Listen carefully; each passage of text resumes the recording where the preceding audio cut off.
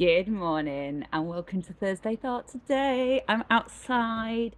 For those of you who haven't listened to Chatterjee's podcast this week, it's a distinct reminder why we have to get outside, even more so at this time of the year, for every possible reason. Resetting our circadian rhythms, for our health and metabolic health, and also as a prevention for all those big ones that kill us later in life. And if, like my parents, I'm trying to encourage you, just 20 minute stints, 3 if you can. So I'm going to be inside a lot today because I'm having my hair done. It's hair day.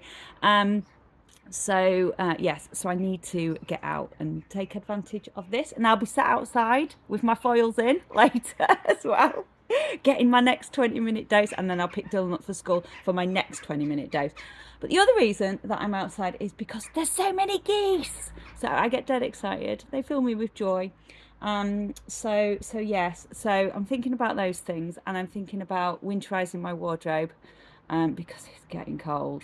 So that's things I'm thinking about. I'm trying to encourage our parents to go like sack off the UK and have a month in the Costa del Sol, January, February. It's not going down very well. We're not convincing them. Even found flights and everything, still not getting anywhere. But anyway, loads of things I'm thinking about, as you can imagine. But I want to give you the next installment of this amazing book. Okay, Meditations for Mortals.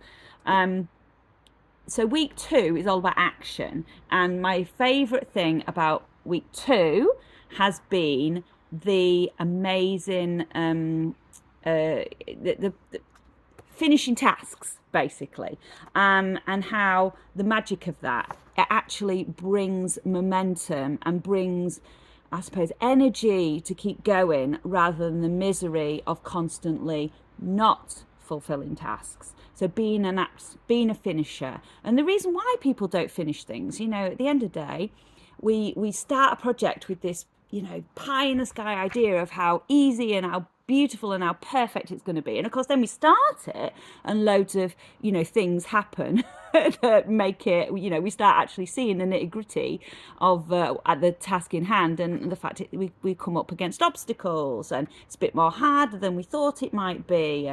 Whatever that task is, work-wise, physical-wise, you name it, and we get then lured away to a new task which might seem more appealing or more easy. Again, from our bird's eye view, it's only when you get into the roots of it, if you're training for a marathon, when you're really doing the training, or when you're doing a marathon, that last few miles, or diets are a prime example. The amount of times people start a diet and then flip to the next one and flip to the next one and flip to the next one, never actually completing the task. But this is relatable to work too. We've all got so much to do, and it can be so easy to not finish tasks. But the joy and the energy that you obtain when you actually are a completer finisher, then is rewarding, and you're also not living in that loathsome state of you never actually get anything done.